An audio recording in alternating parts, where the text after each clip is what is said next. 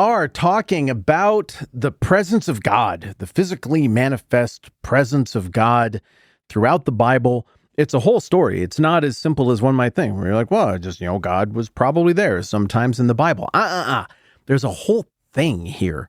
And we got a sense of some of that whole thing yesterday by looking at John 1, the fourth movement in the prologue of John 1, where it takes us from movement 1, which is the Word, the Logos, Jesus is God, to movement 2, which is the Word, the Logos, Jesus is responsible for all of creation, to movement 3, which is the Word, the Logos, Jesus is the light of the world, the revelation of the truest, realest stuff, the revelation of God.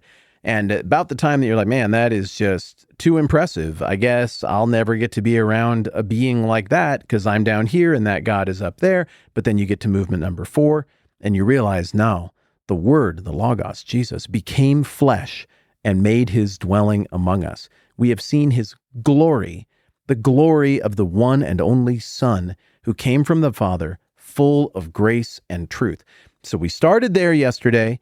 And then we went on this quest to go back through the Old Testament and try to cobble together the story, the through line narrative of the presence of God and where it is and where it isn't, and what happens when the presence of God is physically around people. And I think as we understand that story better, John 1 goes from being amazing on its own to, just imagine I'm saying amazing, but even better and louder and even more like I mean it. It's even better yet when we consider John in light of the story of the presence of God throughout the rest of the Bible. So here's what we got. In the beginning, God is present. Then fellowship with God is broken. There's sin in the world. God isn't with people like he used to be, but he's still making an effort. He's still clearly around and redeeming things, but sin has created this division. God shows up at the Passover. He shows up at the Exodus. He shows up in the burning bush. These are physical manifestations of God. He shows up, as we looked at yesterday, on Mount Sinai as the 10 Commandments are being given.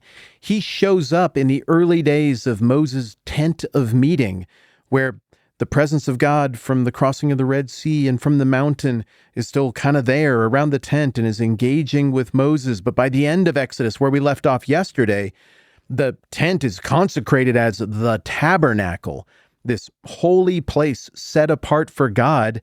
And all the arrangements are made at the end of chapter 39 and into chapter 40 of Exodus. And then right at the end of Exodus, boom, God physically, inarguably, tangibly shows up and occupies the tent among the people. He tents with the people who are tenting in the camp. He tabernacles among them. But that is far from the end of the story of God's presence with his people and with the world in a physical, tangible way. Leviticus, as we talked about a few days ago, is a book that seems like it doesn't have a plot, but it actually has a plot, because at the beginning of Leviticus, Moses can't go into the tent. God's in there. His presence is there. He's just too holy. Throughout the book of Leviticus, we get a dialogue between God, or in a lot of ways, a dictation from God to Moses that is meant for the people about what it's going to take for them to live in a way that is ritually and ethically pure so that they can present themselves, still flawed, but in a way that is ritually pure to go into the presence of God.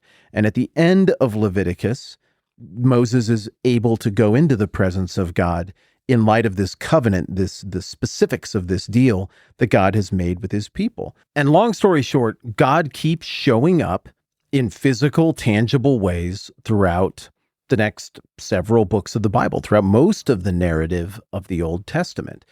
Now, this kind of exists in 3 eras, well, really 4. The first era is the one I told you about, God with unbroken fellowship with his people there in the garden.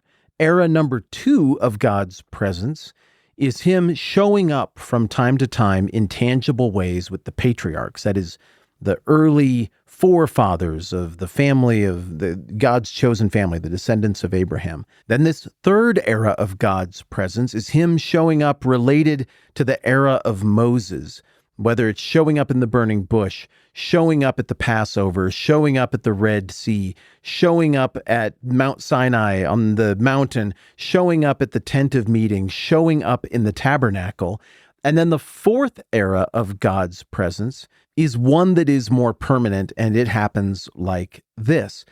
God basically lives in a tent with his people for ages and ages, hundreds of years. This is the deal throughout Leviticus. He shows up all over Leviticus. This is the deal in how God manifests physically in Numbers. He shows up in cloud and spirit, in fire. He shows up in judgment. He straightens out bad behavior with personal appearances out of that cloud in Numbers. God operates out of this tent and the physical fire and cloud presence surrounding the tabernacle during the conquest recorded in the book of Joshua. But then God stays in this position, continuing to dwell among his people in this tent, and particularly in an artifact that was built to be connected with the presence of God called the Ark of the Covenant. I mean, even if you've never read the Bible, you've heard of the Ark of the Covenant. It's like a box, like almost a portable sarcophagus, but the God who's in there isn't dead, he's alive, melts faces of Nazis at the end of Raiders of the Lost Ark. All through this era of God dwelling in a portable way with his people in the Ark and in this portable tent, God's glory is still profound. You do not want to be flippant with it. You do not want to mess with it, whether your intent is good or your intent is prideful. Either way, to get too close to the glory of God on anything but the perfect God-ordained terms is at your own risk. Well, finally, after an age of hundreds of years of chaos, we finally get some kings. And the first of these kings comes along around roughly 1100-ish BC. His name is Saul. He's up and down. His successor is a guy named David. And David is characterized as being a man who was after God's own heart. He had serious problems still, but David thinks about God. He's in communion with God. And something occurs to him in the book of 2 Samuel chapter 7. He realizes that it's ridiculous that God is continuing to have to live in this portable tent when he has established a kingdom and when David lives in this great house. David says the following, "Here I am living in a house of cedar," which meant really nice back then, "while the ark of God remains in a tent." And God responds to him through the prophet Nathan. "This is what the Lord says." This is 2 Samuel 7, verse 5. "Are you the one to build me a house to dwell in? I've not dwelt in a house from the day I brought the Israelites up out of Egypt to this day. I've been moving from place to place with a tent as my dwelling. Wherever I've moved with all the Israelites, did I ever say to any of their rulers whom I commanded to shepherd my people Israel, 'Why have you not built me a house of cedar?' Now then, tell my servant David, this is what the Lord Almighty says." And then he gives him a series of blessings. And this is huge. This is so important to the whole Bible. Right here, starting in verse 11. "The Lord declares to you that the Lord himself will establish a house for you. When your days are over and you rest with your ancestors, I will raise up your offspring to succeed you, your own flesh and blood, and I will establish his kingdom. He is the one who will build a house for my name, and I will establish the throne of his kingdom forever." And he goes on to say, "Your house and your kingdom will endure forever before me. Your throne will be established forever." Fancy Bible people call this the Davidic covenant. But the bottom line is this. This prophecy is a double fulfillment kind of thing. Some of it is fulfilled in David's son, Solomon, who had wisdom beyond belief as a gift from God, but as a product from the depths of his own soul, this Solomon also had appetites beyond belief, and that proved to be his Achilles heel.